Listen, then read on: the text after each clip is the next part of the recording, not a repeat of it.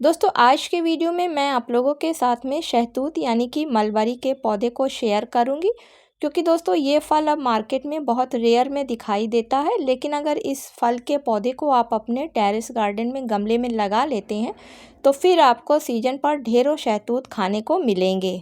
तो दोस्तों सामने आप जो ये मेरे शहतूत के पौधे देख रहे हैं, ये हाइब्रिड वैरायटी के पौधे हैं और ये लगभग 5 साल या उससे भी पुराने हैं। लेकिन मुझे अब कायदे से इसको ध्यान नहीं आ रहा है कि मैंने कब इनको लगाया था, लेकिन आज भी इनमें जो है वो पत्तियों से ज़्यादा सीजन पर फल आते हैं।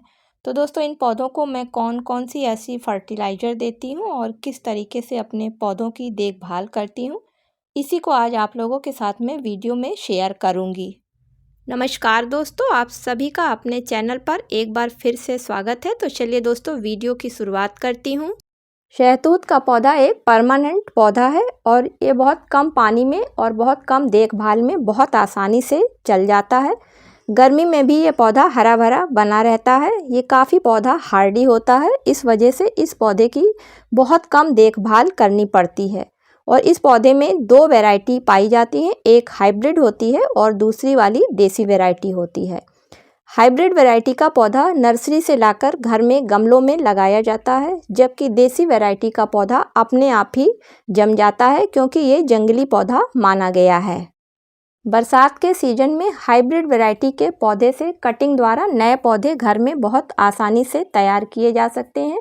10 से 15 दिन में इनकी कटिंग पर रूट्स आ जाती है और नया पौधा बनके तैयार हो जाता है। हाइब्रिड वैरायटी के फल जो होते हैं वो काफ़ी बड़े और रसीले होते हैं और जो देसी वैरायटी के पौधे पर फल आते हैं वो छोटे और खट्टे होते हैं। शहतूत का पौधा अक्टूबर लास्ट में डोरमेंसी पीरियड में चला जाता है और 15 जनवरी पर ये डोरमेंसी पीरियड से बाहर निकलता है।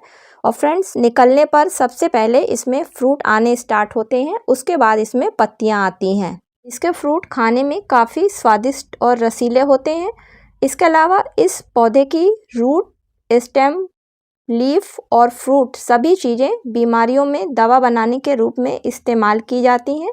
इसके अलावा शहतूत के पौधे पर रेशम के कीड़े भी पाले जाते हैं। तो चलिए दोस्तों सबसे पहले जान लेते हैं कि अगर हमें अच्छी मात्रा में शहतूत के पौधे से सीजन में फ्रूटिंग लेनी है तो किन चीज़ों का हमें ध्यान रखना होगा।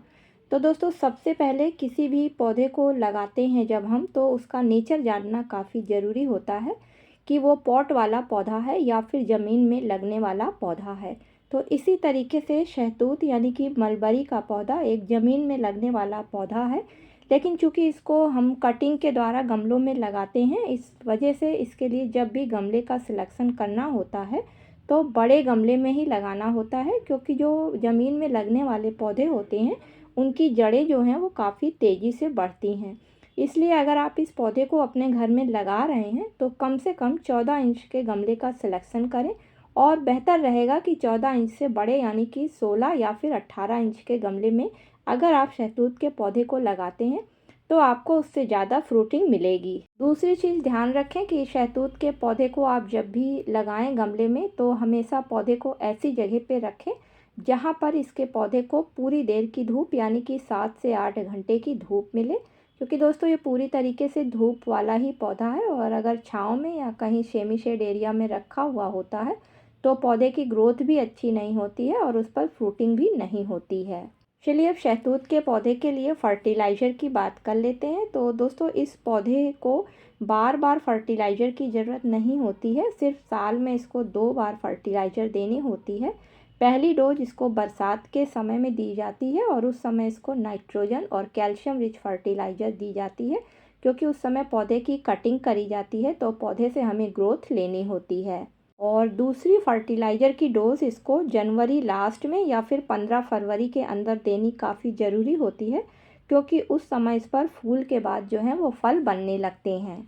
तो इस समय जब फूल फल में बदलने लगते हैं तो पौधे को फास्फोरस, कैल्शियम और पोटास की ज़रूरत होती है, क्योंकि दोस्तों फास्फोरस रिच फर्टिलाइज़र देने से पौधे की जो है ग्रोथ काफ़ी अच्छी हो जाती है और जो इनकी जड़ें हैं वो काफ़ी तेज़ी से ग्रोथ करने लगती हैं। साथ में जो फल आते हैं उनके जो डंठल होते हैं वो काफ़ी कैल्शियम की वजह से मजबूत हो जाते हैं, जिससे कि जब फल पकने लगते हैं तो वो नीचे वेट की वजह से गिरते नहीं हैं। और पोटास खाद को इस समय देने से फलों की साइज बड़ी हो जाती है और फल पकने पर काफ़ी रसीले हो जाते हैं। इसके अलावा फल में किसी तरीके की बीमारी भी नहीं लगती है जब फल पकने वाले होते हैं और अच्छी तरीके से फल पूरी तरीके से पककर ही पौधे पर तैयार होते हैं। तो अगर आपका पौधा 14 इंच के गमले में लगा हुआ है तो उसके लिए आप सबसे पहले लगभग 6 चम्मच चाय वाले बोन मील पाउडर को ले लें। दोस्तों, अगर बोन मील आप इस्तेमाल नहीं करते हैं तो आप कैल्शियम पाउडर का भी इस्तेमाल कर सकते हैं, लेकिन कैल्शियम पाउडर आपको बोन मील का जस्ट हाफ लेना होगा। या फिर आप स्टोन डस्ट का भी इस्तेमाल कर सकते हैं, तो स्टोन डस्ट भी आपको 3 चम्मच के करीब ही लेनी होगी। और अब इसमें मिलाने के लिए पोटास फर्टिलाइज़र की ज़रूरत पड़ेगी, तो लगभग 3 चम्मच के करीब पोटास फर्टिलाइज़र को लेते हैं और लेने के बाद में दोनों चीज़ों को अच्छी तरीके से मिलाकर गमले की मिट्टी में चारों तरफ डाल देते हैं। लास्ट में दोस्तों पानी नहीं डालना है, पानी की जगह एक होममेड फर्टिलाइज़र का इस्तेमाल करना है जो कि प्याज के छिलकों से बनी हुई फर्टिलाइज़र है। और इसको पौधे में डालने से पौधे को एक्स्ट्रा फास्फोरस पोटेशियम के साथ साथ सल्फ़र मिल जाएगा। साथ ही साथ पौधे की जड़ों में किसी तरीके के कीड़े भी नहीं लगेंगे और जो है वो फल फूल भी नहीं झड़ेंगे। इसके बाद दोस्तों आपको फल पकने तक किसी भी तरीके की कोई फर्टिलाइज़र शहतूत के पौधे को नहीं देनी है। बस मिट्टी में नमी बनाकर रखनी है, क्योंकि अगर नमी की मिट्टी में कमी हो जाएगी तो फल का साइज़ बड़ा नहीं हो पाएगा और फल पकने के बाद रसीले नहीं हो पाएंगे। तो अगर इन बातों को ध्यान में रखकर आप अपने शहतूत के पौधे की देखभाल करते हैं और इस फर्टिलाइज़र को देते हैं तो मार्च के महीने में आपको ढेरों टेस्टी शहतूत के फल खाने को मिलेंगे।